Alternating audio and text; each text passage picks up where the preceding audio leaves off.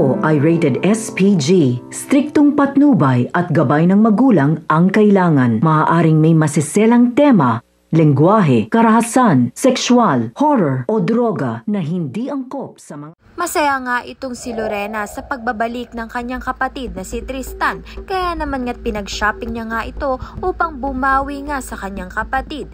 At ito ngang si Amber ay mukha ngang mabibighani dito kay Tristan. Magkaroon nga kaya sila ng magandang ugnayan? Sa kabilang banda naman nga unti-unti na ngang lumalabas ang katotohanan at nangangamba na nga itong si Lorena para sa kanyang sarili.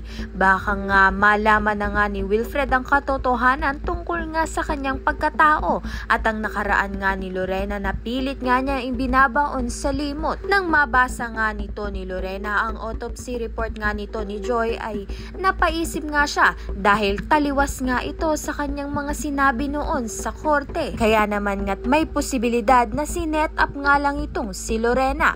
Subalit sumugod na nga itong si Ronnie sa bahay nga nito nila Lorena at dito na nga'y nag-eskandalo na siya dahil alam niya na nga raw ang katotohanan tungkol sa pagkatao nga nito ni Lorena na siya nga si Carol ang pumaslang sa asawa nga nito ni Wilfred na si Joy. Tuluyan na nga kayang makulong itong si Lorena o mapatunayan pa nga na inosente siya.